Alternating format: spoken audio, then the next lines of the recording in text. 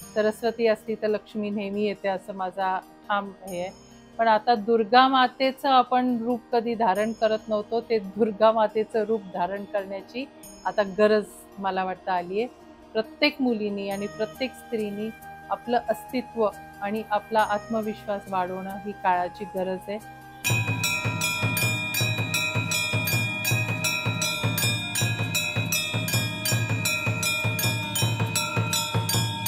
सर्व मंगल मांगल्ये शिवे सर्वार्थ साधिके शरण्ये त्र्यंबके गौरी नारायणी नमस्तुते. शारदीय नवरात्रोत्सव सुरू झालेला आहे. आदिशक्ती दुर्गा माता पृथ्वीवर अवतरित झालेली आहे. दुर्गा मातेच्या विविध रूपांचे आपण पूजन करत असतो.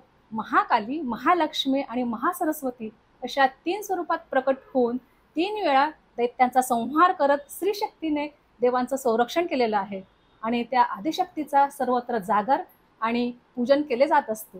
स्त्री ही त्या आदिशक्तीचा वंश आणि प्रतिकात्मक रूप मानून सन्मान नवदुर्गांचा या नवरात्र विशेष कार्यक्रमात मी राजश्री माझ्या राजश्री बडगुजर या यूट्यूब चॅनलवर स्त्री शक्तीचा जागर करत विविध क्षेत्रातील नवदुर्गांना आपल्या भेटीस घेऊन येत आहे.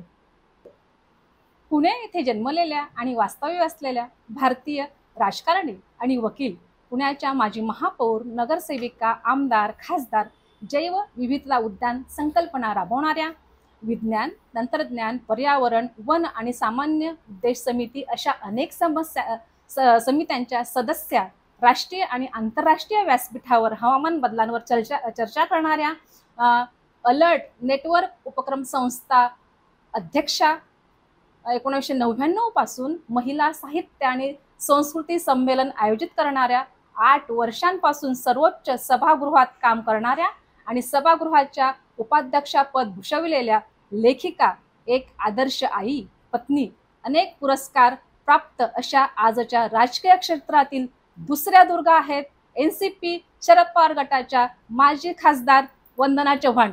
नमस्कार ताई. नमस्कार. नमस्कार. ताईंचा थोडक्यात राजकीय परिचय. 1997 ते 1998 पुण्याच्या महापौर, त्याआधी नगरसेविका होता, नंतर आमदार. 2012 ते 2024 12 वर्षे राज्यसभेच्या खासदार. 2020 ते 2024 राज्यसभा उपाध्यक्ष पॅनल सदस्य. पुरस्कार: पर्यावरण क्षेत्रातील कामांसाठी प्रशंसापत्र, सामाजिक कार्यासाठी उत्कृष्टता पुरस्कार, आदर्श महिला काउन्सिलर पुरस्कार, राजीव गांधी फाउंडेशन तर्फे कार्यक्षम काउन्सिलर पुरस्कार, महाराष्ट्र शासन 2003-4 अहिल्याबाई होळकर पुरस्कार, त्रिशास्क फाउंडेशन तर्फे ग्रीन अँबॅसेडर पुरस्कार आणि कालच ताईंना अजून एक पुरस्कार मिळाला आहे. अशा अनेक पुरस्कारांच्या मानकरी आपण आहात. ताई लेखिका आहेत, तर ताईंची पुस्तकं आहेत क्रूरतेचा कायदा, आत्महत्येस प्रवृत्त करणे आणि हुंडाबळी मृत्यू, हरित भारत, स्वच्छ भारत, स्वप्न उद्याची सुंदर जगाची, हवामान बदलातील मराठी संदर्भ पुस्तके. ताईंचं कार्य एवढं आहे की सगळं समराईज करताना खरं तर मला प्रश्न पडला होता, काय घ्यायचं आणि काय सोडायचं. खरंच ताई तुम्ही ग्रेट आहात आणि तुमच्या कार्याला खरंच सलाम. थँक्यू. ताई, सगळ्यात पहिला प्रश्न आपल्याला असा आहे की आपले वडील विजयराव मोहिते जे ज्येष्ठ वकील होते, आपल्या आई श्रीमती जयश्री मोहिते कायद्याच्या व्याख्यात्या होत्या. म्हणजेच खरं तर कायद्याचं, वकिलीचं बालकडू आपल्याला घरातूनच मिळत होतं. पण मग आपण वकील व्हावं हे कधी ठरवलं किंवा आपलं काही तसं स्वप्न होतं आधीपासून, बालपणापासून? खरं तर नाही. वास्तविक माझे वडील कायदेतज्ञ होते आणि त्यांची इच्छा होती की घरातल्या सगळ्यांनी कायदा शिकावा. कायदा शिकावा 2 गोष्टीसाठी. कारण सर्वसामान्यांमध्ये आपल्याला आपला हक्क बजवायचा असेल तर कायदा माहिती असणं गरजेचं आहे. दुसऱ्यांना न्याय देण्याची भूमिका घ्यायची असेल तर कायद्याचं ज्ञान महत्त्वाचं आहे. दुसरं म्हणजे कायदा हे एक सेवेचा मार्ग आहे असं सुद्धा ते बिलीव्ह करायचे आणि म्हणून त्यांचा एक गोड अट्टाहास होता की सगळ्यांनी कायदा शिकला पाहिजे. माझ्या आईला सुद्धा लग्नानंतर 16 वर्षाच्या गॅपनी त्यांना कायदा शिकायला लावलं. अरे वा. लॉच्या स्टुडंट झाल्या, 3 वर्ष कायद्याचं शिक्षण घेतलं, युनिव्हर्सिटीमध्ये पहिल्या आल्या आणि त्याच्यानंतर अर्थातच मुलींनी, आम्ही 3 बहिणी आहोत, तर आम्ही सुद्धा कायदा शिकावा असं त्यांचं मनापासून इच्छा होती. वास्तविक 12वी नंतर मला मार्क्स असे मिळाले होते की मी इंजिनिअरिंग करू शकत होते. माझी इच्छा होती की IT इंजिनियर व्हावं, कारण मला खूप मार्क्स छान. सुद्धा अतिशय चांगले मिळायचे. पण ज्यावेळेला निर्णय घ्यायची वेळ आली त्यावेळेला थोडासा इनडायरेक्ट एक प्रेशर म्हणा, मनापासून कायदा शिकावा हा एक त्यांची इच्छा म्हणा. त्यामुळे लक्षात आलं की ते सारखे म्हणायला लागले, एवढी लोक माझ्याकडनं शिकून जातात आणि घरात त्याचं महत्वच कोणाला नाही. मला कळलं त्यांच्या मनात काय होतं ते. म्हणून मी पण कायद्याचा अभ्यास घेतला करायला आणि फर्ग्युसन कॉलेजमध्ये. फर्ग्युसन कॉलेजमध्ये BSc केलं मी ओके, फिजिक्स ओके, मध्ये. ओके. IT इंजिनियर व्हायचं होतं म्हणून BSc ओके. फिजिक्स केलं. पण त्याच्यानंतर 3 वर्षाचा कायद्याचा अभ्यास ILS लॉ कॉलेजमधनं हो. घेतला. त्यावेळेला नेमकं काय आपल्यासाठी पुढे हे माहिती नव्हतं, पण ठीक आहे, वडिलांचा आग्रह म्हणून केलं. पण नंतर लक्षात आलं की आपण खूप काय कायद्याच्या ज्ञानामुळे करू शकतो. एक तर स्वतःमध्ये आत्मविश्वास वाढतो, नंबर 1. दुसरं म्हणजे सर्वसामान्य माणसांमध्ये कायद्याचं ज्ञान फार कमी. आणि तिसरी गोष्ट म्हणजे खूप जण आज पण आपण बघा ना की सगळे जेल्स 180% भरलेले आहेत. आणि त्याच्यात जवळजवळ 80% अंडर ट्रायल्स आहेत. म्हणजे थोडक्यात त्यांना वकील मिळत नाही, त्यांची बाजू मांडण्यासाठी सुद्धा वकील मिळत नाही. आणि त्यामुळे ही आज काळाची गरज आहे की त्यांना कायदाचं संरक्षण आहे, पण ते मिळण्यासाठी सुद्धा कोणी पुढे येत नाही. तर या दृष्टीने मला ते वाटलं की आपण कायद्याचा अभ्यास केला हे खूप महत्वाचं आपण वडिलांचं ऐकून केलेलं आहे. आणि नंतर अर्थात राजकीय प्रवास जो सुरू झाला त्याच्यामध्ये पण कायद्याचा किती उपयोग होतो हे नंतर लक्षात आलं. ताई, आपण वकील झालात, पण आपण वकिलीची प्रॅक्टिस कधी सुरू केली आणि किती वर्ष केली? 1985 मध्ये माझं लॉ कम्प्लीट झालं. त्याच्यानंतर लगेचच मी प्रॅक्टिस करायला सुरुवात केली. खरं सांगायचं तर पहिल्या प्रथम अगदी भीती वाटत होती की कोर्टात उभं कसं राहायचं. शाळेमध्ये एलिक्युशन कॉम्पिटिशन आणि अशा अनेक गोष्टीमध्ये भाग घेत होते, पण कोर्टात जाऊन तिथं हजर व्हायचं वकील म्हणून थोडंसं बिचकत होते. पण वडिलांनी अगदी कॉन्फिडन्स दिला की जा तू 3 महिने फक्त सगळ्या कोर्टात जाऊन बस. इतर वकील कसे बोलतात, कसे जसं महात्मा प्रश्न. गांधींनी केलं होतं. अगदी अगदी. तर तसं तू 3 महिने ऑब्झर्व कर आणि मग तू प्रॅक्टिस, तुला कॉन्फिडन्स येईल. 3 महिने लागले नाही मला. मी अगदी 1 महिन्यात मला कॉन्फिडन्स आला की मी करू शकते हे. आणि मग अर्थात प्रॅक्टिस करायला सुरुवात केली. वडिलांच्या केसेस होत्या, ते क्रिमिनल साईडला प्रॅक्टिस करायचे. पण वडिलांनी मला आधी सांगितलं की तू सिव्हिल, इलेक्शन पिटिशन्स हे सगळे तू हँडल कर. तुला जे आवडेल त्या फील्डमध्ये नंतर तू एक्सपर्टीज करू शकते. त्यामुळे मी सगळ्या प्रकारच्या केसेसमध्ये अपिअर व्हायला सुरुवात केली. अर्थात पहिलं ज्युनियर म्हणून कोणाबरोबर असं, वडिलांबरोबर क्रिमिनल लॉचं. आणि नंतर मला फार वेळ लागला नाही, अगदी 6-7 महिन्यात मी स्वतःचे केसेस चालू शकले. आणि ते अतिशय यशस्वीपणे माझी वाटचाल सुरू झाली. 1985 सालीच वाटचाल चांगल्या वा वा. पद्धतीने सुरू झाली. आणि मग त्यानंतर राजकारणात यावं असं आपणास कधी वाटलं किंवा का वाटलं? वास्तविक स्वप्नात देखील आलं नव्हतं की आपण राजकारणात येणार. मी शाळेमध्ये प्रत्येक क्लासमध्ये मॉनिटर असायचे. लिडरशिप आपल्याकडे तेव्हापासूनच होती. पण मी होऊन कधी म्हटलं नाही. ते माझ्या बहुतेक इथं लिहिलेलं असतं असं म्हणतात ना, तसं ते झालं असेल की नशिबातच ते असेल किंवा इतरांना ती क्वालिटी दिसत असेल. 10वी मध्ये असताना मी शाळेची हेड गर्ल होते. तर ह्या पद्धतीने माझा प्रवास लिडरशिपचा चालू होता. कॉलेजमध्ये गेल्यानंतर सगळ्या वेगवेगळ्या शाळेतनं आलेल्या मुलं असतात, पण तिथं सुद्धा लेडीज रिप्रेझेंटेटिव्ह युनॅनिमसली सगळ्यांनी ठरवलं नाही वंदना व्हाईटला लेडीज LR करायचं म्हणून. आणि नंतर पण ध्यानीमनी कधी नव्हतं की आपण राजकारणात पडूया. 1992 मध्ये पहिल्या प्रथम आदरणीय पवार साहेब ज्यावेळेला मुख्यमंत्री होते महाराष्ट्राचे, त्यावेळेला त्यांनी 30% रिझर्वेशन महाराष्ट्रात लागू केलं. आणि त्यावेळेला 1992 मध्ये कदाचित परिस्थिती अशी होती की महिला होत्या राजकारणात, पण प्रत्येक वॉर्डमध्ये उभ्या राहू शकतील एवढ्या कदाचित नसतील. त्या काळी असं म्हणजे मान्यता होते की राजकारण स्त्रियांसाठी नाहीच कदाचित, म्हणून होत्या, पण कदाचित तितक्या वाहून घेतलेल्या कदाचित नसतील. पण माझा वॉर्ड जिथं माझं सासर होतं, मी लग्न होऊन आले तो वॉर्ड रिझर्व झाला महिलांसाठी आणि तिथले नगरसेवक अंकुश काकडे होते. आणि ते माझ्या वडिलांचे स्टुडंट होते लॉला, त्यामुळे त्यांचं येणं जाणं घरी असायचं. ज्या वेळेला वॉर्ड रिझर्व झाला त्यावेळेला त्यांनी मला सांगितलं, वंदना आपला वॉर्ड रिझर्व झालाय, तू इलेक्शनला उभी राहा. तर माझं इमिजिएट रिॲक्शन छे ते माझं फील्ड नाही, ही अशीच माझी रिॲक्शन होती. एकदा नाही 2-3दा त्यांनी मला ज्या वेळेला भेटायचे त्यावेळेला मला म्हणायचे तू उभं राहायचं, आणि मी दरवेळेला म्हणायचे छे माझं मी मदत करीन पण मी काय उमेदवार म्हणून उभी राहणार नाही. पण नंतर ज्या दिवशी ॲक्च्युअल दिवस आला फॉर्म भरायचा त्या दिवशी मी माझ्या केसचा अभ्यास करत बसले होते आणि त्यांनी एका त्यांच्या सहकार्याला पाठवलं की इथं सही करायची. मी त्याला म्हटलं आत्ता नको, मला क्रॉस एक्झामिनेशन जाऊन करायची, क्रिमिनल केस होती त्यामुळे महत्त्वाची होती. म्हटलं नंतर बघू, उद्या मी बघून सांगते. छे म्हणाले 3 वाजता आपल्याला दाखल करायचं आहे. मग पळत वडिलांकडे गेले, दुसऱ्या ऑफिसमध्ये ते बसले होते. मिस्टरांना बोलून घेतलं आणि मग दोघांनी अगदी 5-10 मिनिटात मला ब्रेन वॉश केलं की आपण सगळ्या सिस्टमला नावं ठेवतो, करप्ट आहे म्हणतो, असं केलं पाहिजे तसं केलं पाहिजे असं म्हणतो, आणि जर तुला कोणीतरी ऑफर देत आहे तर तू एक मॉरल रिस्पॉन्सिबिलिटी म्हणून ह्याच्याकडे बघितलं पाहिजे आणि ही जबाबदारी घेतली पाहिजे. वास्तविक वकिली चालू होती, प्रॅक्टिस अतिशय उत्तम, 8 वर्ष झाली होती प्रॅक्टिसला. उत्तम प्रॅक्टिस चालू होती, स्वतःच्या केसेस मिळत होत्या, वडिलांच्या केसेसवर अवलंबून राहावं लागत नव्हतं. मी त्याच्यात पडले, निवडून आले आणि मनापासून ठरवलं की आपण वाहून घ्यायचं. म्हणजे 5 वर्षांनी लोकांनी आठवणीत ठेवलं पाहिजे की जी आमची नगरसेविका होती उत्तम तिने 5 वर्ष काम केलं. पण पक्षाने, आदरणीय पवार साहेबांनी मला जी संधी लगेचच 1.5 वर्षांनी विधानसभेची निवडणूक लढवण्यासाठी दिली.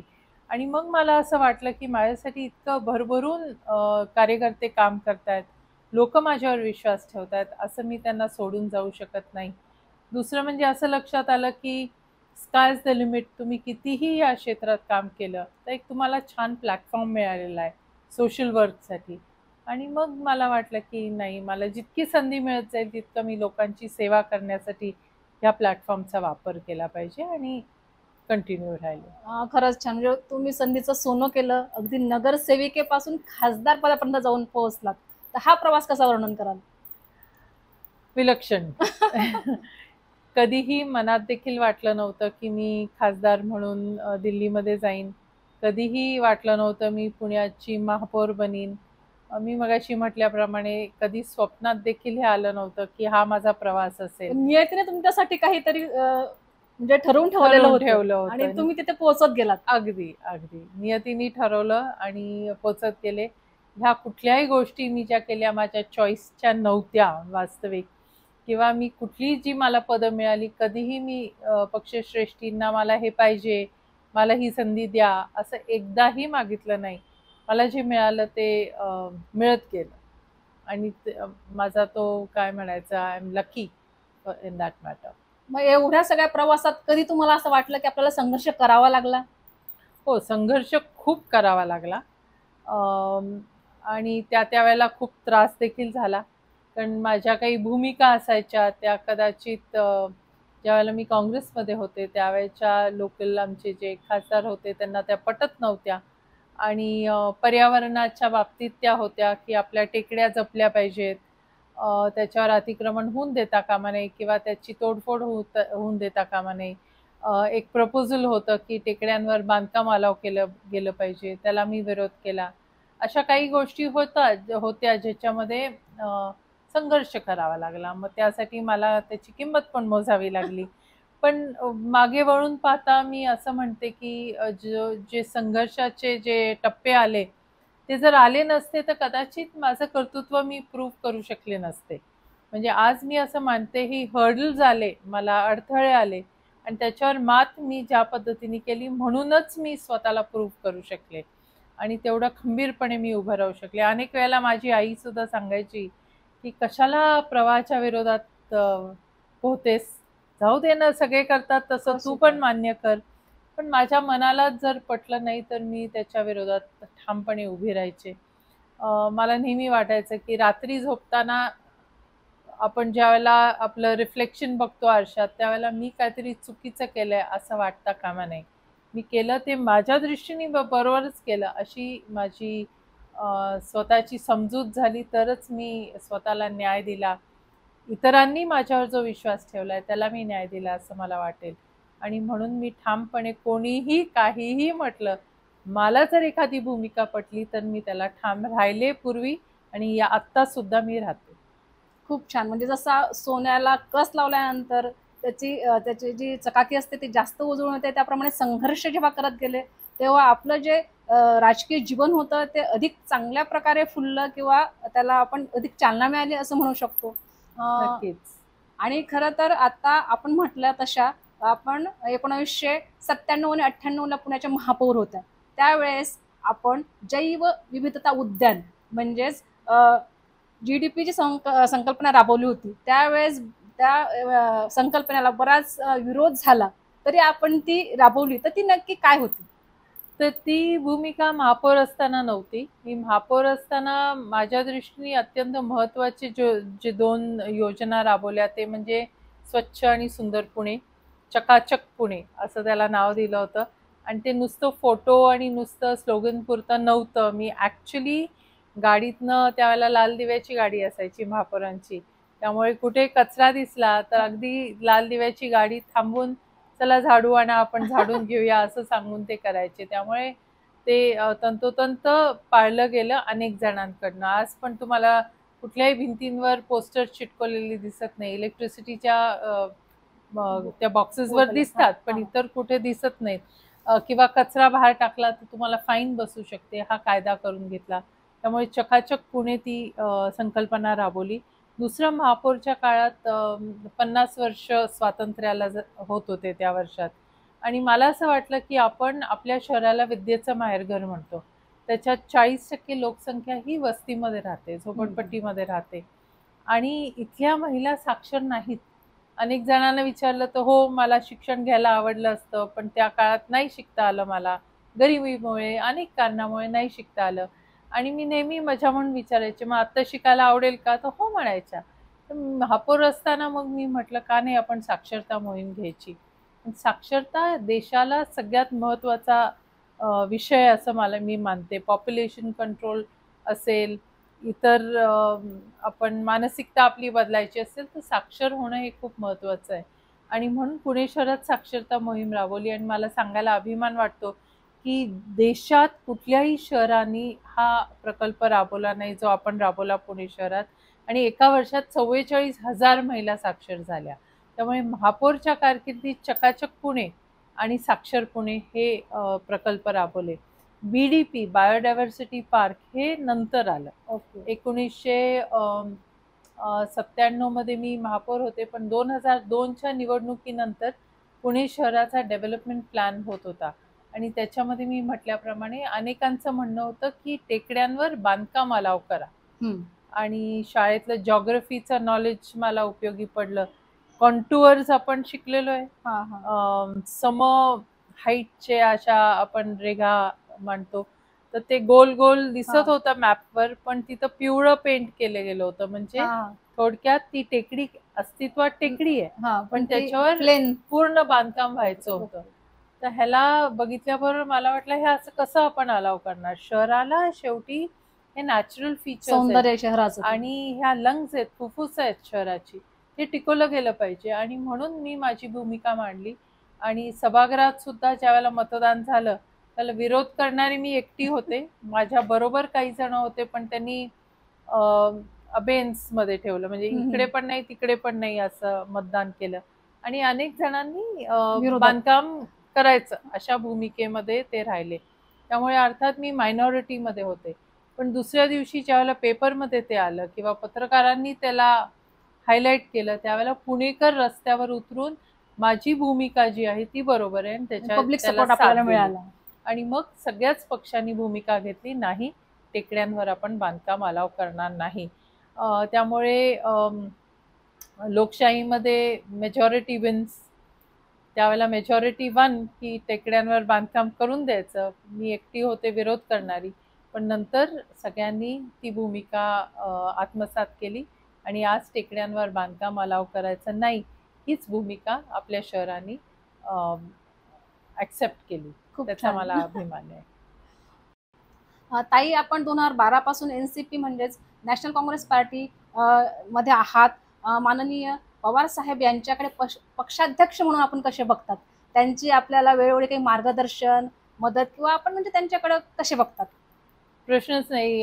साहेबांच्या कामाचा, त्यांच्या एकंदरीत विजनचा खूप पगडा आमच्या सगळ्यांवर आहे. साहेबांनी वेळोवेळी आम्हाला खूप चांगल्या पद्धतीने मार्गदर्शन केलंय. मला अगदी आठवतंय, नगरसेविका असताना पुण्यामध्ये खूप IT कंपनीज यायच्या होत्या आणि त्यावेळेला आम्ही सगळे नवीन निवडून आलेलो होतो. IT कंपनीज येत होत्या, त्यामुळे त्या सगळ्या रेसिडेन्शियल फ्लॅट्समध्ये हो. सुरू व्हायच्या, स्टार्टअप्स असायच्या. तर आम्हाला वाटलं होतं, म्हणजे एक उदाहरण म्हणून मी हे सांगतेय, की आपण कमर्शियल टॅक्स ह्याला लावूया, जेणेकरून महानगरपालिकेच्या तिजोरीत आणखीन पैसे येतील. पण साहेबांची दूरदृष्टी बघा. आम्ही 5-6 जण असे होतो की नाही, वाढवले पाहिजेत, कमर्शियल टॅक्स लावला पाहिजे. साहेबांनी आम्हाला बोलून घेतलं, आमची भूमिका ऐकून घेतली. तुमच्या बाजूनी पाहिलं तर तुमची भूमिका बरोबर आहे की महानगरपालिकेला अधिक उत्पन्न मिळणं गरजेचं आहे, पण जर हे तुम्ही केलं तर इथं IT कंपनीज पुण्यात येणार नाहीत, त्या बँगलोर आणि हैदराबादला निघून जातील. म्हणून कमर्शियल टॅक्स न लावता तुम्ही रेसिडेन्शियल टॅक्सच ठेवा. ह्याला दूरदृष्टी म्हणतात. म्हणजे आमचं पण आमच्या ठिकाणी बरोबर होतं, पण जर हे केलं तर हे होईल. आणि आज पुणे शहर हे ITचं हब झालं. सो ह्या पद्धतीचं दूरदृष्टीचा अनुभव साहेबांकडनं आम्हाला आलेला आहे. मी ज्यावेळेला पर्यावरणाच्या संदर्भात काम करत होते, त्यावेळेला साहेबांनी सांगितलं, आपल्या सगळ्या युनिट्स जे आहेत NCPचे, तिथं जाऊन तू पर्यावरण संदर्भात भाषणं दे, प्रेझेंटेशन दे. त्यांची पण मानसिकता, पण कोणीच बोलत नव्हतं त्यावेळेला. साहेबांना अर्थात हा विषय माहिती होता आणि म्हणूनच ते पर्यावरणावर पुस्तक काढलं गेलंय, संदर्भ पुस्तिका. हो. ही साहेबांनी आग्रह केल्यामुळे ती काढली गेली, जेणेकरून लोकांना त्यांचा माहिती होईल. पाठिंबा असला, त्यांचा खंबीर पाठिंबा असल्यामुळे आपण अगदी. मी आमदार असताना सुद्धा, मी 9 महिने आमदार होते, MLC होते, पण कंटिन्यू नॉर्मली होतं 9 महिने मिळाल्यावर. तर साहेबांनी मला सांगितलं, तू अर्ज केला नाही का? तर मी केला नव्हता, कारण मी अध्यक्ष होते. मला वाटलं पक्ष जे ठरवेल ते. तर साहेब म्हणले, बरोबर, तुला मला राज्यसभेत पाठवायचंय, कारण तुझे जे विषय आहेत ना, ते तिथं जास्त त्याचा संदर्भ महत्वाचा ठरेल, आणि म्हणून तिथं मला पाठवलं गेलं. सो साहेबांचं ही दूरदृष्टी आहे. आम्हाला सुद्धा यंगस्टर्सला ज्यावेळेला मला बोलायचं होतं खासदार म्हणून सभागृहात, ते थांबून राहायचे. कधी कधी हा विषय पण बोल, हा विषय घेतला पाहिजे त्याच्यामध्ये, हे सांगायचे. तर असं खूप मला त्यांच्याकडनं प्रोत्साहन आणि त्यांच्या विजनरी नेतृत्वाचा अनुभव मिळाला. निश्चितपणे मला खूप जवळून तो अनुभव मिळाला. आणि आपल्याला सभागृहाचं उपाध्यक्षपद म्हणजे आपण त्यापदी विराजमान झालात, तर तो अनुभव कसा होता आपल्यासाठी? तो पण विलक्षण होता. वास्तविक आम्ही 4च खासदार होतो पक्षाचे, NCP चे. त्यावेळेला आम्ही एकत्रित होतो आणि 4 खासदारांमध्ये व्हाईस चेअरमनचं पद कधी मिळत नसतं. पण त्यावेळेला उपराष्ट्रपती व्यंकय्या नायडूजी होते आणि त्यांनी जे त्यांचं पॅनल बनवलं, त्याच्यात त्यांनी मला घेतलं.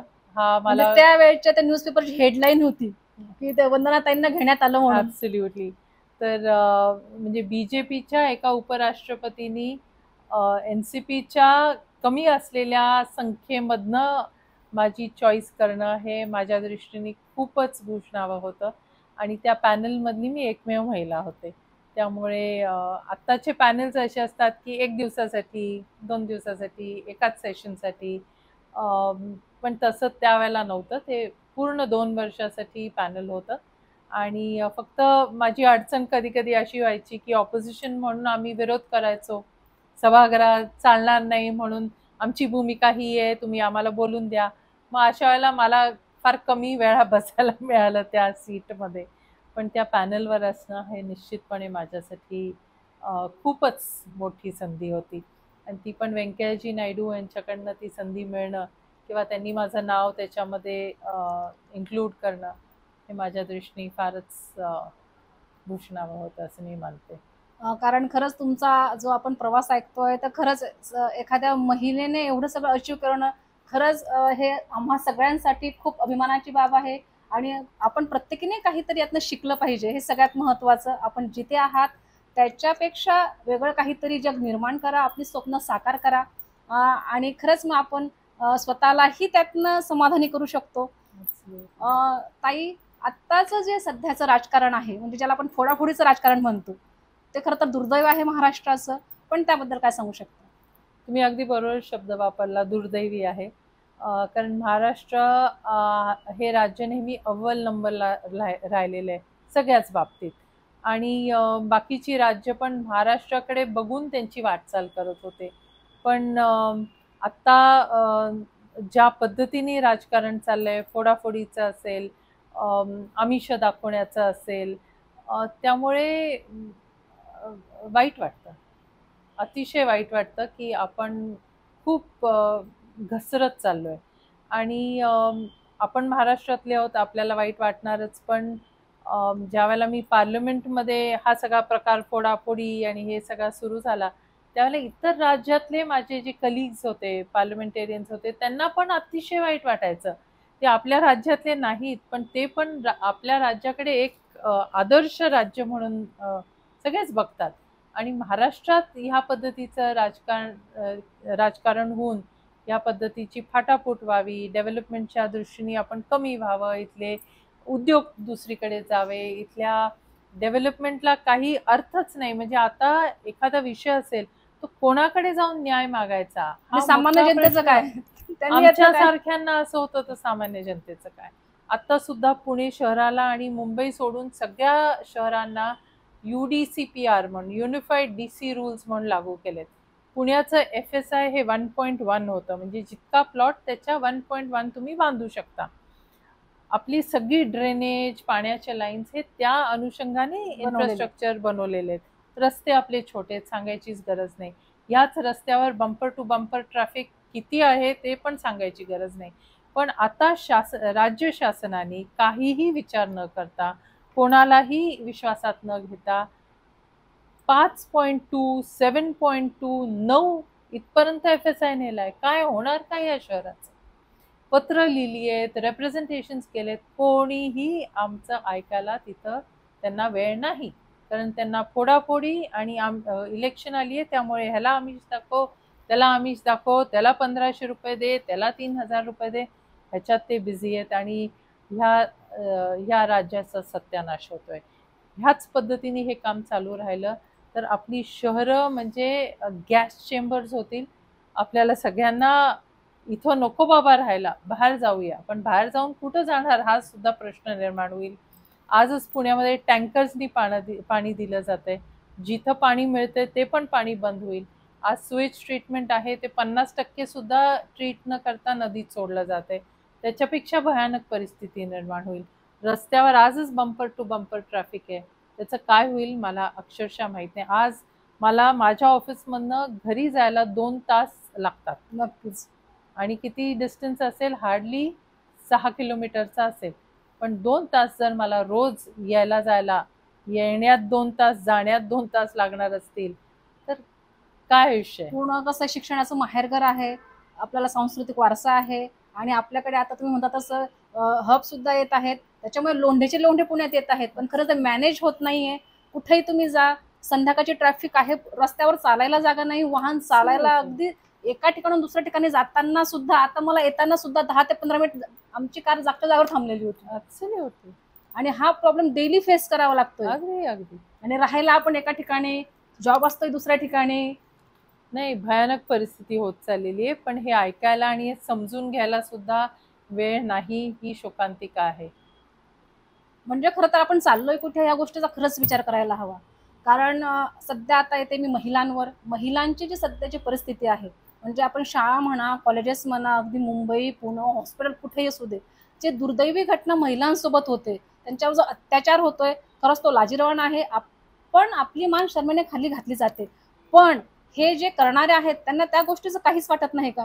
म्हणजे आज स्त्री ही पुरुषाच्या खांद्याला खांदा लावून सगळ्या ठिकाणी तिने आपलं जे तिने स्वतःला प्रूव्ह केलेलं आहे, स्वतःला तिने सिद्ध केलेलं आहे. तिचं सामर्थ्य सिद्ध होत असताना सुद्धा तिला फक्त उपभोगाची वस्तू म्हणूनच का बघितलं जातं? आपणास काय वाटतंय? कायदे तर आहेत आणि कायदे खूप स्ट्रॉंग कायदे आहेत. पण त्याची अंमलबजावणी होताना पण दिसत कायद्याची नाही. भीती आहे असं वाटत नाही कुठं. कायद्याची भीती नाही. मी त्याच्याकडे तेच येणार होते. परत मला राजकीय स्टेटमेंट करायचं नाही, हे माझा वैयक्तिक फाइंडिंग आहे म्हणा किंवा वैयक्तिक मला असं वाटतं की ज्या वेळेला आपल्या देशातले श्रेष्ठी ह्या इश्यूजकडे सिरियसली बघत नाहीत, त्याला संबोधित करत नाहीत या इश्यूजला, तोपर्यंत त्याचा सिरियसनेस खाली पर्क्युलेट होत नाही. बदलापूर सारखी घटना होऊन सुद्धा आज कालच पुण्यामध्ये प्रकार झालेला आहे. परत रोज पेपर उघडा, काहीतरी कुठेतरी आणि ते वय टीव्ही बघा. दिवसेंदिवस कमी होतंय, हे खूप लाजिरवाणी गोष्ट आहे. सो माझं म्हणणं आहे की पंतप्रधानांनी ज्या वेळेला मणिपूरमध्ये नग्न अवस्थेत महिलांची धिंड काढली गेली, त्यावेळेला ज्या वेळेला प्रधानमंत्री ह्याच्यावर ब्र शब्द काढत नाहीत, त्याच्यावरनं मानसिकता त्यांची काय आणि त्याच्यामुळे खाली कशी मानसिकता उतरते ह्याचा मूर्तिमंत उदाहरण आहे. दुसरं, ज्या वेळेला आपल्याला ऑलिम्पिक मेडल्स मिळवून आलेल्या मुली आहेत, आपल्या स्टार्स आहेत, आयकॉन्स आहेत, त्यांना ज्या वेळेला त्या सेक्शुअल हॅरेसमेंटबद्दल बोलतायत आणि कोणी सेक्शुअल हॅरेसमेंटबद्दल बोलणार नाही, कारण शेवटी तुम्ही पब्लिक करताय तुम्हाला जी झालेली गोष्ट आहे. कोणी असं खोट्या आरोप करू शकत नाही. पण केवळ आणि केवळ आरोपी त्या पक्षाचा आहे म्हणून त्याच्यावर शिक्षा किंवा त्याच्यावर कारवाई केली जात नाही, ही शोकांतिक आहे. आणि एवढंच नाही, पण त्या मुलींना फरफटत पोलीस नेतात. तुम्ही काय संदेश देता ह्या देशातल्या मुलींना, महिलांना? तुम्ही काय संदेश देता की तुम्हाला काहीही झालं तरी कायदा सुव्यवस्था तुम्हाला खरंच त्याच्यावरचा विश्वास दिवसेंदिवस कमी होत चाललाय सामान्य जनतेचा. आणि त्यामुळे ह्या नराधमांना त्याचं फावतं की काही झालं तरी आपलं काही होणार नाही. होणार नक्की, शिक्षा मिळणार, कारण कायदा तसं सांगतो. पण ज्या सिरियसनेसनी प्रत्येक माणसाने 2 वेळेला विचार केला पाहिजे असा कुठला गुन्हा करताना, त्याला तो विचार येतच नाही मनात, कारण हे ह्या पद्धतीने बिंदास चाललंय. शिवाजी महाराजांना आपण आपलं दैवत मानतो, अगदी परक्याच्या मुलीला सुनेला आई मानणारे शिवाजी महाराजांना पण दैवत मानतो, आणि इकडे छोट्या छोट्या मुलींना पण सोडत नाही, तर हे कुठपर्यंत पटतंय? ॲब्सोल्युटली. म्हणजे झोप येणार नाही ह्या पद्धतीचं, प्रत्येक पालकाला झोप येणार नाही. शाळेत ती सेफ नाही, घरी ती सेफ नाही, नर्सरीतली आणि मुलगीच नाही, मुलगे सुद्धा त्यांच्यावर, लहान मुलगे सुद्धा त्यांच्यावर अत्याचार होतोय. ही पण कोणी ऐकायला आहे का, असा प्रश्न येतो. तर कोर्टाला त्याची दखल घ्यावी लागली बदलापूरमध्ये. पोलीस त्याच्यावर कारवाई करत नाहीत, बाकी सगळे गप्प बसलेत.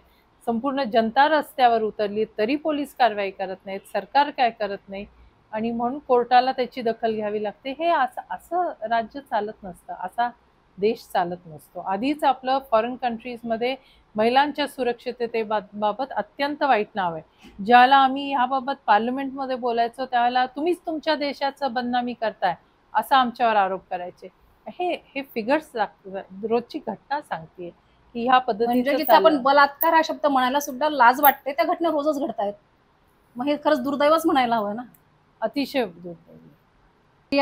पर्यावरण वन या समित्यांच्याही आपण सदस्य होत्या, आणि त्यानंतर काही उपक्रम, वसुंधरा उपक्रम जो आपण राबवलाय, वसुंधरा अभियान जे चालवलंय, त्याबद्दल काय सांगाल? भारत आणि बांगलादेशला सगळ्यात मोठा जागतिक तापमान वाढीचा फटका बसणार आहे असं बोललं जात होतं.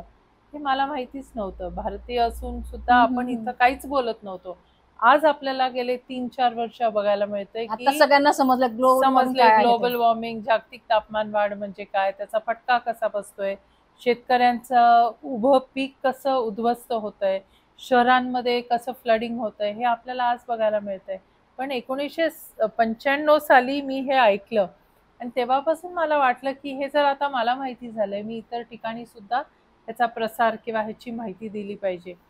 1997 पासून मी प्रेझेंटेशन तयार केलं. ठिकठिकाणी कॉलेजेस असतील, शाळा असतील, कंपनीज असतील, इथं व्याख्यानं द्यायला सुरुवात केली. त्यावेळेला कदाचित मला लोकांनी काही काही वेड्यात काढलं असेल, ही काही बाई बोलतीये, इथं तर काय बघायला मिळत नाहीये, ते होतंय ते उत्तर दक्षिण ध्रुवावर होतंय. पण आज ती मंडळी ज्यावेळेला मला भेटतात त्यावेळेला ते म्हणतात तुम्ही त्यावेळेला केलेलं प्रेझेंटेशन आज आपल्याला त्याचा फटका निश्चितपणे बघायला मिळतोय. तर आता आम्ही शाळांमध्ये वेगवेगळ्या जाऊन ह्याच्याबद्दल जनजागृती करतो, कंपनीजमध्ये जातो की आपण आपलं स्वतःचं कार्बन फुटप्रिंट कमी केलं पाहिजे, होणारं प्रदूषण कमी झालं पाहिजे. आज जगातले सगळ्यात 50 जे प्रदूषित शहर आहेत त्यातली 40 शहरं ही आपल्या भारत देशात आहेत. त्यामुळे ह्याचा परिणाम ग्लोबल वॉर्मिंगवर होतोच होतो, पण आपल्या मुलांच्या, ज्येष्ठ नागरिकांच्या आरोग्यावर होतो. ह्याचा भान आपल्याला होणं गरजेचं आहे, तरच आपण आपली जीवनशैली बदलू शकू. मग काय केलं पाहिजे ह्याच्यावर उपाय आम्ही सांगत असतो. इलेक्ट्रिसिटी कमी वापरा, आणि इलेक्ट्रिसिटी येते ही कुठेतरी कोळसा जाळून होते, म्हणजेच प्रदूषण होतंय, हो. म्हणजेच कार्बन डायऑक्साईड हवेत जातोय. आपला पब्लिक ट्रान्सपोर्ट सुधारवला पाहिजे, कारण प्रत्येक जण गाडी वापरायला लागलं तर निश्चितपणे तेवढं प्रदूषण वाढणार आहे. बिल्डिंग्स येतात, बिल्डिंग सिमेंट आणि आयर्न, लोखंड जे येतं ह्याचं सुद्धा फार मोठं कार्बन फुटप्रिंट आहे. आपलं बांधकाम पर्यावरणपूरक असलं पाहिजे. कचरा जो आपला विभाजन आपण करत नाही, ओला सुका कचरा, तो कुठेतरी लँडफिल साईटला जातो. लँडफिल साईटला गेल्यावर मिथेन गॅसची निर्मिती होते, त्यामुळे ग्लोबल वॉर्मिंग होतं. त्यामुळे ज्यामुळे कार्बन डायऑक्साईड, मिथेन गॅस हे हवेत जातं, त्या सगळ्या प्रक्रियेला मी म्हणणार नाही बंद करा, पण बंद होईल करूच, तेवढं कमी करता येईल. पण होईल तेवढं कमी करायला पाहिजे.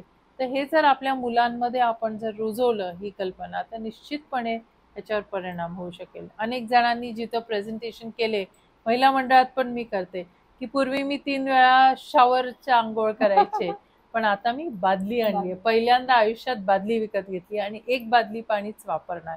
या पद्धतीने जीवनशैलीमध्ये बदल केला पाहिजे.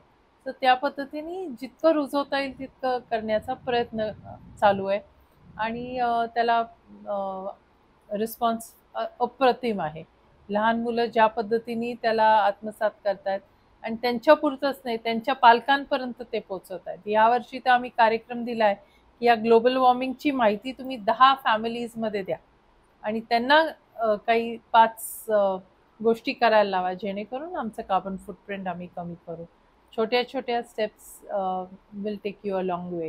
या पद्धतीने आम्ही हे काम करतो. आणि कोणतीही गोष्ट असू द्या, आपण म्हणजे बीज लावल्यानंतर लगेच त्याचं झाड किंवा फळ आपण खाऊ शकत नाही, पण त्याचे परिणाम आपल्याला काही वर्षांतर डेफिनेटली बघायला मिळतात. आणि आपल्या बोलण्यातनं ते जाणवत आहे. आणि मुलांना सुद्धा प्रत्येक एक कुटुंब एक झाड दरवर्षी असाच स्लोगन आहे. त्यामुळे झाडं लावणं फार महत्वाचं आहे, कारण ही झाडं कार्बन डायऑक्साईड शोषून घेण्याचं काम करतात. ऑक्सिजन तर देतात, पण कार्बन डायऑक्साईड शोषून घेण्याचं काम करतात, आणि ते आज महत्वाचं आहे.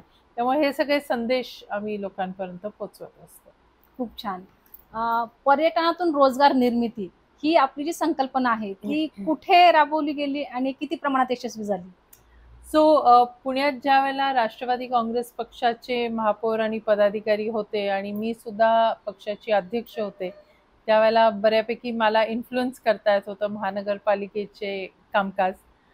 तर त्यावर्षी आपण ठरवलं होतं पुण्यामध्ये पर्यटन हे रुजवण्यासाठी खूप आपल्याला प्रचंड स्कोप आहे.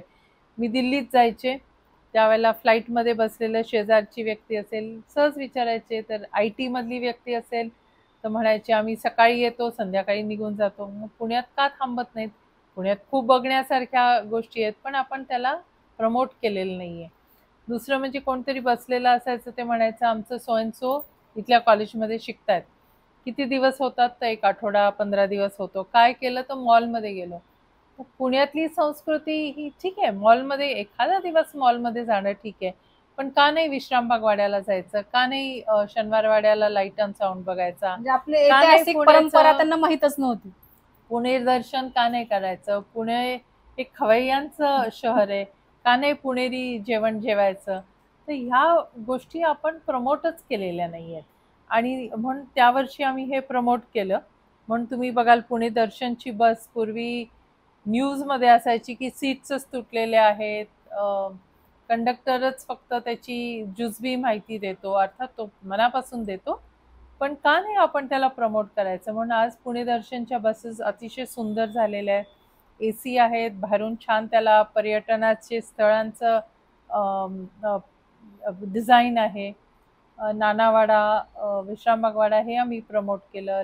लाईट अँड साऊंड वेगळ्या पद्धतीने अट्रॅक्टिव्ह केलं, पण अजून खूप करण्यासारखं होतं. अनफॉर्च्युनेटली राजकीय बोलायचं नाहीये, पण त्याच्यानंतर कोणीच लक्ष दिलं नाही. कोविड नंतर सुद्धा, लॉकडाऊन नंतर अनेक लोकांना बाहेर पडायचं होतं घरातनं, पण लांब जायचं नव्हतं. तर मी त्यावेळेला आदरणीय अजितदादा पवार हे आपले पालकमंत्री होते, तर त्यांच्या समोर एक कल्पना मांडली की पुणे शहर आणि पुणे जिल्हा ह्याला आपण पर्यटन स्थळ म्हणून, पर्यटन जिल्हा म्हणून प्रमोट करूया, जेणेकरून लोक जातील अनेक ठिकाणी.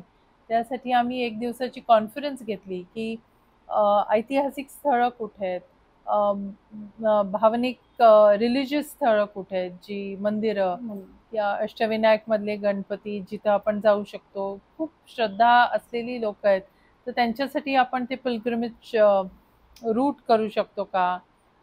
गड किल्ल्यांवर जाणारे खूप लोक आहेत, ट्रेकिंग करणारे खूप लोक आहेत, पण ते व्यवस्थित त्याचं प्लॅनिंग करून, आपल्याला ऑलरेडी काम करतात खूप जण, त्यांना एकत्रित आणणं महत्वाचं आहे, तर ते आपण करू शकतो का. तर ती एक कल्पना मांडली होती. पण त्याच्यानंतर राजकीयच घडामोडी इतक्या झाल्या की ही सगळ्या गोष्टीला जे खरं महत्व देऊन आपण बघायला पाहिजे होतं, त्या मागे पडल्या अनफॉर्च्युनेटली.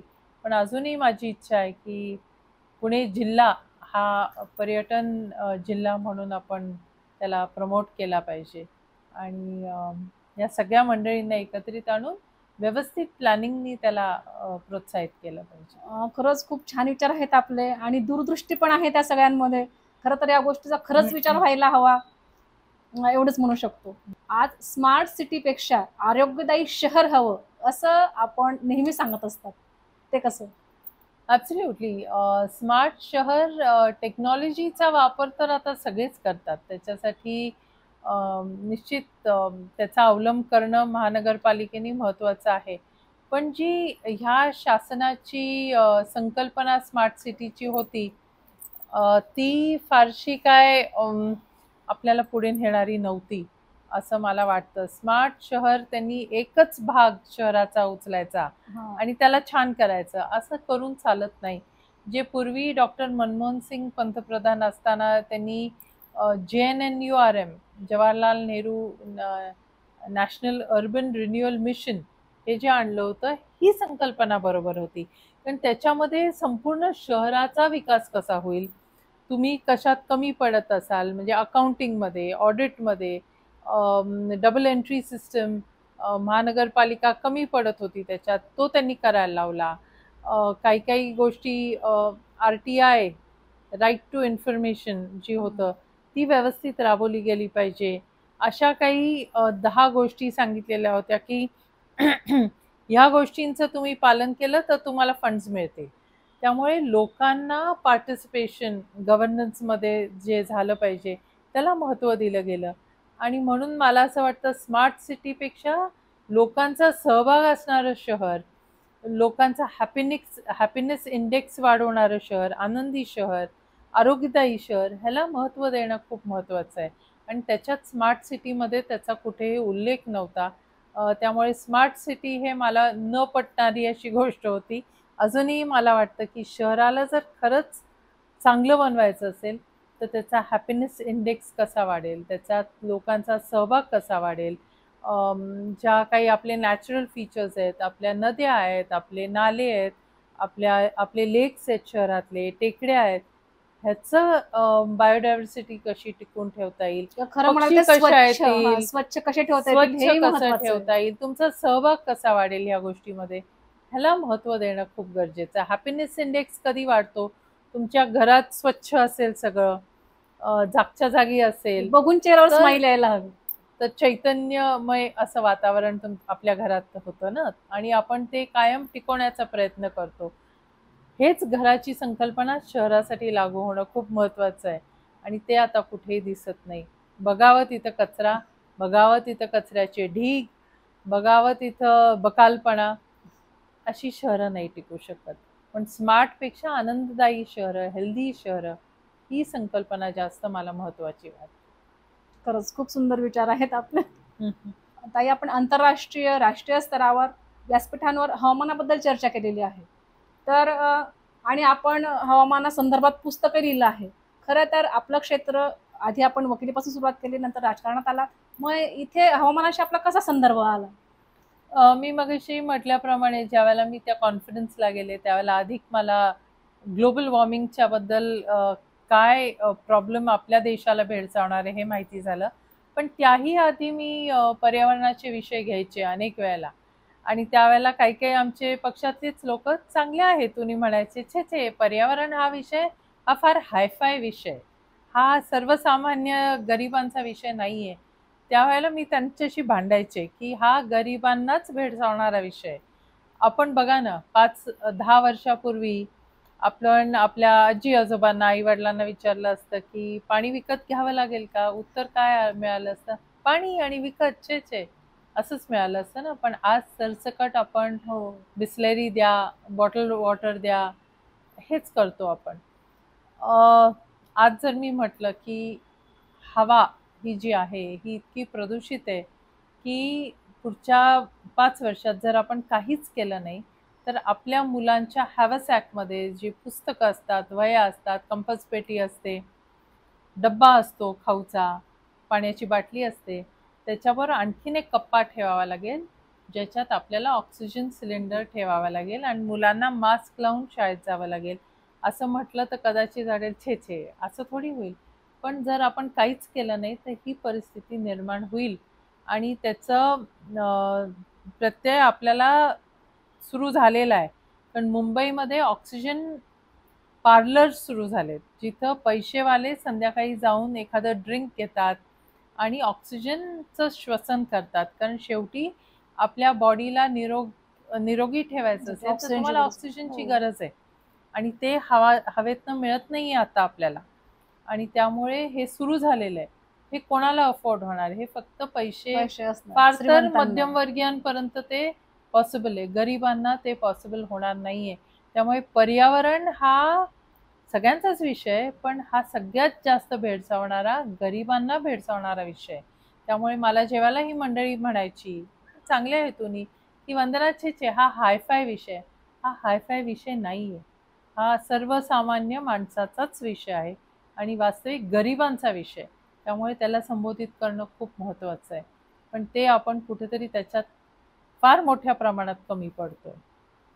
ताई, पर्यावरण या विषयावर जे बोलल्यात ती भीती त्यांनी व्यक्त केली ही खरंच खूप महत्वाची आहे. कारण आपण म्हणजे हवा ऑक्सिजन जर घेत असतो, ज्या आपण जीवन ज्याला म्हणतो, ते जर आपल्याला घेता येत नसेल तर आपल्या जगण्याचा काही अर्थ नाही. अगदी आपल्याला जनावरांसारखं, पशु पक्ष्यांसारखं तडफडून मरण्याची वेळ येईल. असं जर व्हायचं नसेल तर कुठेतरी ह्या गोष्टीवर विचार करणं खूप आवश्यक आहे, गरजेचं आहे, असं मला वाटतं. दिल्लीमध्ये बघा ना, दिल्लीमध्ये ज्यावेळेला प्रदूषण होतं त्यावेळेला शाळा बंद केल्या जातात, कॉलेजेस बंद केल्या जातात. तुम्ही येऊ नका शाळेत, कॉलेजेसमध्ये येऊ नका, ऑफिसेसमध्ये येऊ नका. अनेक वेळेला पार्लमेंटची सेशन आमची असली की आम्हाला सुद्धा होईल की नाही चालू टायमात माहीत नाही, कारण प्रदूषण खूप दिल्लीमध्ये. कधी कधी पुण्यात दिल्लीपेक्षा जास्त प्रदूषण आहे, पण ते हायलाईट होत नाही कारण पुणे दिल्ली एवढी मोठी सिटी नाहीये. गुगल केल्यावर बघा की जगातली कुठली सगळ्यात प्रदूषित शहर आहेत. 50 शहरापैकी 40 शहरं, म्हणजे मी भाषण केलं पार्लमेंटमध्ये त्याला 20-25 शहरं होती भारतातली. आज 50 पैकी 40 शहरं भारतातली आहेत. ही शोकांतिका आहे. लहान मुलांना कधी पूर्वी अस्थमा व्हायचा का? नाही. कधीच नाही. ज्येष्ठ नागरिकांना व्हायचा.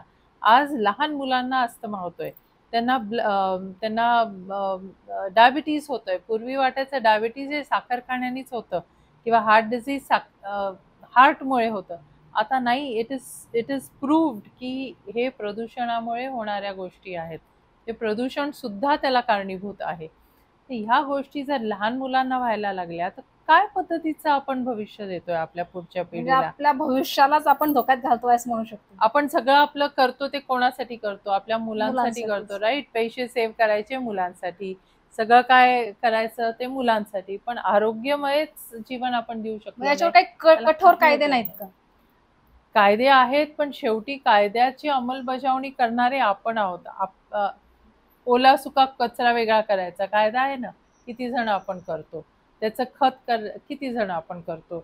गाडी वापरू नये हे सगळ्यांना कळतंय की ह्याच्यामुळे प्रदूषण होतंय. हा कायदा नाहीये, पण किती जण आपण कमीत कमी गाडी वापरावी असं करतो.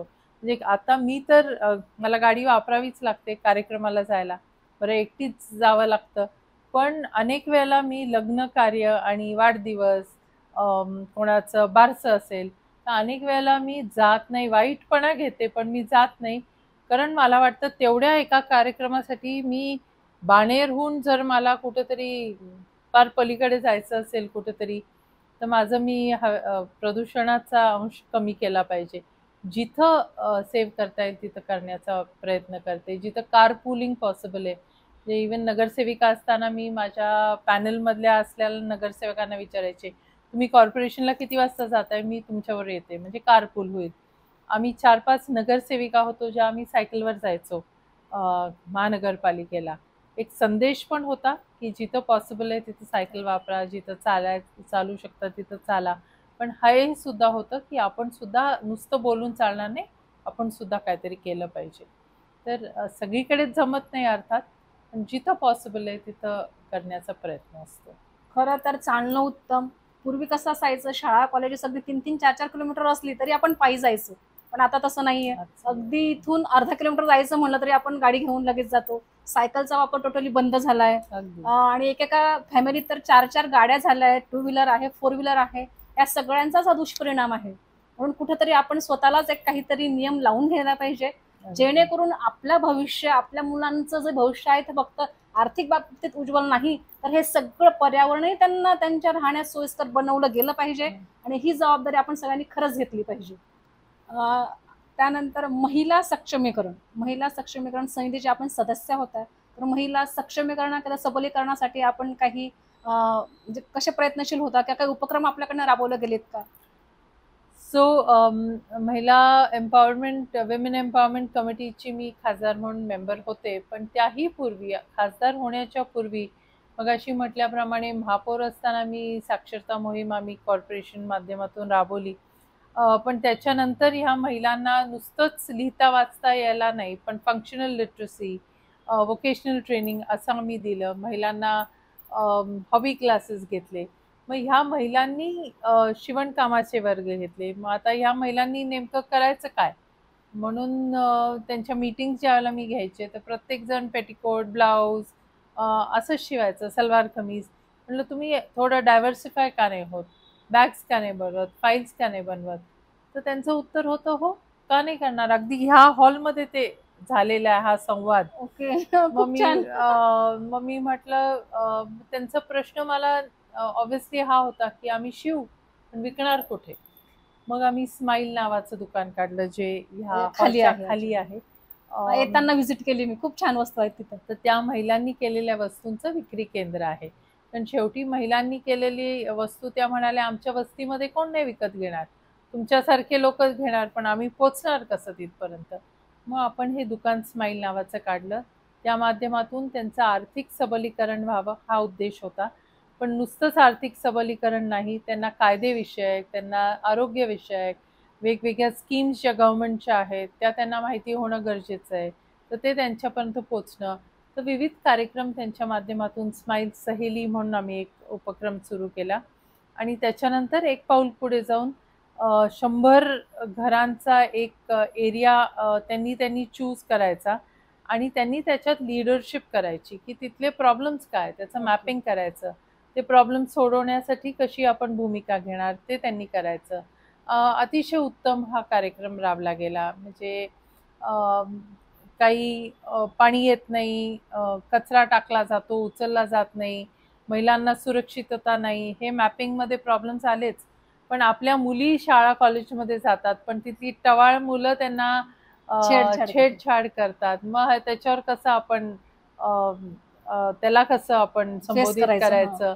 ह्या सगळ्या अशा गोष्टी ह्या महिलांनी मॅप केल्या आणि त्याच्यावर मात केली. म्हणजे त्यामुळे खऱ्या अर्थाने त्या सक्षम झाल्या. स्माईलच्या महिला सक्षम झाल्या, लीडर झाल्या. आणि कोणालाही काही प्रॉब्लेम असेल तर स्माईलची महिला आपलं ते सोडू शकेल असा आत्मविश्वास त्या म्हणजे अन्यायाला विरोध सोसायटीमध्ये सुद्धा करतात झाला. आणि तेवढी डेअरिंग त्यांच्यात तुमच्यामुळे आली. खूप डेअरिंग आली. वस्त्यांमध्ये छेडछाड व्हायची किंवा नवीन सून असेल तिच्यावर अत्याचार व्हायचे.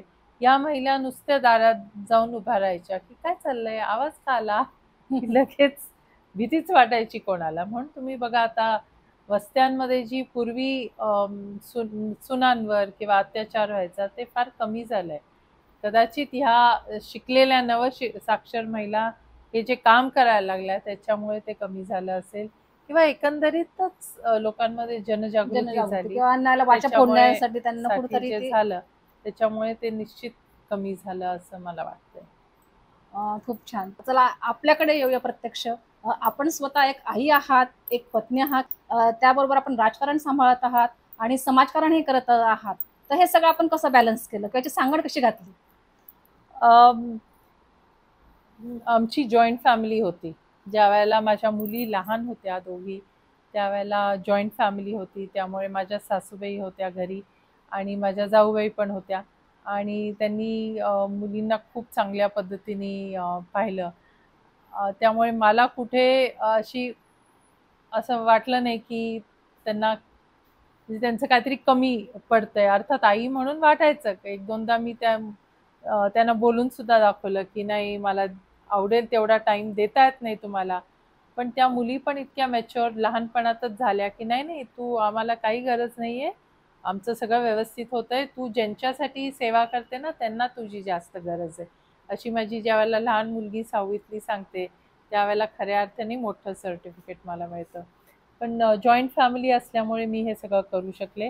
न्यूक्लिअर फॅमिली असती तर इम्पॉसिबल, मी करूच शकले नसते. कारण कुठलीही स्त्री असेल तर तिला घरचं सगळं वाऱ्यावर स्थिरस्थावर सोडून गेल्यावरच निघावं बाहेरचं लागतंय. होऊ शकत नाही. ती जबाबदारी आपली पहिली असते. आणि म्हणजे मी शाळा कॉलेजमध्ये असताना मैत्रिणीत लग्न व्हायच्या आधी चर्चा असायची ना की मला जॉईंट फॅमिली पाहिजे का माझी न्यूक्लिअर. तर सगळे न्यूक्लिअर फॅमिलीज म्हणायचे, कोणाला जॉईंट फॅमिली नको होती. पण मला माहिती आहे जॉईंट फॅमिलीचा किती उपयोग होतो. प्रेमाने सगळे एकमेकांना बघतात, एकमेकांना सपोर्ट करतात आणि त्याच्यामुळेच मी जे करू शकले ते करू शकले. आज माझी मुलगी सुद्धा त्याच पद्धतीने काम करते. तिची पण जॉईंट फॅमिली असल्यामुळे तिच्या सासूबाई पण तिला खूप सपोर्ट करतात आणि it's a wonderful way to bring up children मला वाटतं. खरं तर ही संकल्पना पुन्हा एकदा राबवण्याची गरज आहे. आजकाल आपण न्यूक्लिअर फॅमिलीच्या मोहात पडतोय, पण ह्या खूप गोष्टींना मुकतोय. हे खरं तर सगळ्यांनी लक्षात घ्यायला हवं. कारण पूर्वीची जी बॉन्डिंग होती, पूर्वीचं जे प्रेम होतं, आपण कोणतंही नातं घ्या, एक आजी आणि नातीचं घ्या किंवा नातू आणि आजोबांचं घ्या, घरातल्या 2 देराण्या जेठाण्यांचं घ्या किंवा सासू सुनेचं घ्या. थोडंसं अगदी. म्हणजे त्यांचं थोडंसं सासूरवास हा जर थोडा प्रकार सोडला तर त्यांचं प्रेम खूप होतं. पण आजकाल ते सगळं म्हणजे दिसत नाहीये कुठे. मला तर सासूरवास पण नव्हता. मी आईला पण कधी कधी म्हणायची, तुझ्यापेक्षा जास्त माझी सासू मला बघते. मजेने अर्थात. कारण सकाळी लवकर मला ऑफिसला जावं लागायचं, तर अगदी सासूबाई नाश्ता न घेताच जाणार आताही, म्हणून माझा ट्रे नाश्त्याचा माझ्या खोलीत यायचा. म्हणजे अरे वा. एवढं एवढं प्रेमाने बघितलंय. एकमेकांना समजून घेतलं तर मला वाटतं सगळं नक्कीच, पॉसिबल कारण ते आहे. टेक अँड गिव्ह पॉलिसीज असते. शेवटी जनरेशन गॅप असतेच असते. थोडंसं प्लस मायनस असतंच असतं, त्याच्याबद्दल देर इज नो डाऊट. पण दोघांनीही समजून घेतलं की I think it is absolutely possible to आणि डू द ह्या बेस्ट. सगळ्या जीवन प्रवासात आपले पती जे आहेत त्यांचा रोल आपण कसा सांगणार? सो त्यांचा प्रचंड सपोर्ट आहे. आणि तो सपोर्ट नसेल तर मला वाटतं कुठलीच स्त्री काम व्यवस्थित करू शकत नाही. किंबहुना अम, मी मगाशी म्हटल्याप्रमाणे पॉलिटिक्समध्ये जा, कर. आणि मला वाटायचं माझी प्रॅक्टिस इतकी चांगली आहे, मी इतके चांगले पैसे कमवते, नगरसेवक झाल्यावर काय नाही मिळणार आहे. त्यामुळे माझं म्हणजे ते एक अट्रॅक्शन होतं ना की मी सोशल वर्क पण करते आणि पैसे पण छान कमवते. तर त्यांनी मला बिंबवलं की पैसे is not everything in life. आणि मी कमवतोय ना, मग दोघांनी कमवायची गरज नाहीये, तू कर social work and I will be the म्हणजे त्यांचा सपोर्ट ऑफ तुम्हाला द फॅमिली. 100% सपोर्ट होता 100% आणि म्हणूनच तुम्ही एवढ्या यशस्वी होऊ शकल्या. प्रश्नच नाही, प्रश्नच नाही. आज आपण यशस्वी पत्नी, आई, राजकारणी आहात. जरा मागे वळून पाहताना कसं वाटतं? मागे वळून बघताना तेच वाटतं की कधी ध्यानीमनी नसलेल्या फील्डमध्ये मी आले. अशा फील्डमध्ये आले जिथं लोकांची सेवा करायला मला चिकार मिळालं. वडिलांनी म्हटलंच होतं की कायद्याचं शिक्षण हे सेवा करण्याचा एक वेगळा मार्ग आहे. तर तो मार्ग बरोबर माझ्या वडिलांनी मला चॉईस करून दिला असं मला वाटतंय. म्हणजे कधी कधी असतं ना, नाही मला हे व्हायचं होतं पण मला वडिलांनी फोर्स केलं. पण मला असं वाटतं त्यांची दूरदृष्टी असेल किंवा माझं नशिबात लिहिलेलं असेल की मी हे काम करणार, ह्या फील्डमध्ये येणार. So it happened. आणि I feel it everything was worth everything that I did. आणि आपल्या ह्या सगळ्यात आपल्या आरोग्याची काळजी आपण कशी घेता, कारण ह्या वयात ते आपण सुंदर आहात, फिट अँड फाईन आहात, म्हणून हा प्रश्न आवर्जून विचारावा वाटला. ॲक्च्युली मला वाटतं लहानपणीच ज्यावेळेला मी शाळेत होते त्यावेळेला आमची शाळा जवळजवळ 3 किलोमीटर अंतरावर होती घरापासून. आणि त्यावेळेला आमची स्कूल बस असायची, पण स्कूल बस नंतर बंद झाली आणि आम्हाला PMT बसनी यावं लागायचं. पण PMT बस कधीच मिळायची नाही आणि म्हणून शाळेतून निघायचं आणि मागे मागे बघत बस आली का करत पुढे पुढे पुढच्या स्टॉपवर जायचं आणि शेवटी घरीच पोचायचं. त्यामुळे रोज 3 किलोमीटर अंतर, जवळजवळ रोज 3 किलोमीटर अंतर त्यावेळेला मी चाललेली आहे. शेवटचे 2 वर्ष मला वाटतं 8वी-9वीमध्ये चाललेली आहे. त्यामुळे तो स्टॅमिना बिल्ड झाला. मी जवळजवळ 8 वर्ष भरतनाट्यम शिकायचे आणि मी आणि माझ्याबरोबरची जी पार्टनर होती अंजली म्हणून, आम्ही दोघी क्लासमधल्या सगळ्यात बेस्ट परफॉर्मर्स होतो. त्यामुळे आम्हाला आमच्या टीचर होत्या जोशी मॅडम, तर त्या आमच्याकडनं खूप डान्स करून घ्यायच्या आणि आमच्या दोघींचा स्टॅमिना वॉज अमेझिंग. तर मला वाटतं ते चालणं नंतर डान्सचा स्टॅमिना ह्याच्यामुळे जी एक सवय लागून गेली की थकतच नाही, कंटाळा येतच नाही. नंतर अर्थात एक्सरसाइज म्हणून एरोबिक्स जॉईन केलं होतं, पण मग नंतर कामामुळे हळूहळू कमी झालं. अधूनमधून योगा जॉईन करते, स्वतः योगा करते कधी कधी. लॉकडाऊनच्या पिरियडमध्ये मात्र छान एक्सरसाइज, रोज 10,000 पावलं चालायला वेळ मिळत होता. आधी आणि नंतर आता मिळत नाही तेवढं. प्रयत्न करते, होत नाही, पण आय थिंक तो पूर्वीचा स्टॅमिना अजूनही मला तारून नेतोय. खरं तर आपल्याशी गप्पा मारताना खूप छान वाटतंय. अजून काहीतरी विचारावं, अजून काहीतरी जाणून घ्यावं असं वाटतंय, पण कुठेतरी थांबायला हवं असते. तर ताई, शेवटचा एक प्रश्न विचारते की या नवरात्री निमित्त आपण महाराष्ट्रातील मुलींना, स्त्रियांना काय संदेश द्याल? मी कालच एका कार्यक्रमात होते आणि काल सांगितलं की आपली संस्कृती अशी आहे की आपण महिलांना पूजतो. लक्ष्मी, सरस्वतीची रूप ही महिला आहेत, स्त्री आहेत. दुर्गा माता सुद्धा स्त्रीचं रूप आहे. पण जे काय आपल्या आजूबाजूनी चाललंय ते नुसतं लक्ष्मी आणि सरस्वती तर महत्वाचीच आहे. सरस्वती असली तर लक्ष्मी नेहमी येते असं माझा ठाम हे आहे. पण आता दुर्गा मातेचं आपण रूप कधी धारण करत नव्हतो, ते दुर्गा मातेचं रूप धारण करण्याची आता गरज मला वाटतं आली आहे. प्रत्येक मुलीनी आणि प्रत्येक स्त्रीनी आपलं अस्तित्व आणि आपला आत्मविश्वास वाढवणं ही काळाची गरज आहे. कुठलंही संकट आलं तर त्याच्यावर आपण मात करू शकतो एवढी शक्ती मला वाटतं प्रत्येकामध्ये येणं खूप महत्त्वाचं आहे. आणि त्याच्यामध्ये एकटी स्त्री करू शकते, नाही असं नाही, पण ज्यावेळेला आपण एकत्रित येतो ना, ते शक्ती द्विगुणित होते. तर ते एकत्रित येण्याचे जे जे आपल्याला प्लॅटफॉर्म्स असतील, म्हणजे अगदी तुमचा प्लॅटफॉर्म म्हणा, तुमच्या चॅनलवरचा प्लॅटफॉर्म, ह्याच्या माध्यमातून किंवा कुठल्याही माध्यमातून आपण एकत्र येणं आणि आपली शक्ती आणि आत्मविश्वास वाढवणं, इतरांना ते देणं हे खूप महत्त्वाचं आहे. मी खूप आपण भाग्यवान आहोत. आपलं शिक्षण झालंय, आपल्याला चांगल्या पद्धतीने पाठिंबा आहे, आपले घरातले सगळे आपल्याला सपोर्ट करतात, पुढे जाण्याची संधी देतात. शक्यच नाही. अशा अनेक स्त्रिया, अशा अनेक भगिनी आपल्या आहेत ज्यांना एवढं भाग्य लाभलेलं नाहीये. त्या महिलांना, त्या आपल्या भगिनींना आपण कसं मदत करू ह्याच्यावर पण आपण भर देणं गरजेचं आहे. एवढंच नवरात्रीच्या निमित्ताने आपल्याला सगळ्यांना शक्ती मिळो आणि ह्या दुर्गा मातेचं रूप धारण करण्यासाठी आत्मविश्वास आणि त्या पद्धतीने करण्याची शक्ती आपल्याला मिळो एवढी मी प्रार्थना. प्रत्येक महिला स्वतःचं संरक्षण करू शकली पाहिजे, हे सगळ्यात महत्त्वाचं आहे. आपण फक्त दुर्गा मातेला नवरात्रीनिमित्त पूजतोय, तर ती दुर्गा माता खऱ्या अर्थाने आपल्यात यायला हवी आणि जेव्हा वेळ पडेल तेव्हा तिचं दर्शन सगळ्यांना घडायला हवं. एवढाच मी संदेश देऊ इच्छिते. ताई, खरंच आपण एवढा वेळ काढला, अगदी मन मोकळ्या गप्पा आमच्याशी मारल्या, आम्हाला खूप छान वाटलं. तर आजच्या आपल्या दुसऱ्या राजकारणी दुर्गा, ज्यांच्याशी आपण मघासपासून संवाद साधत होतो, त्या आपणास कशा वाटल्या त्या कमेंट आपण ह्या व्हिडिओमध्ये अवश्य करा. खूप खूप धन्यवाद ताई. थँक्यू. छान वाटलं तुमच्याशी बोलून.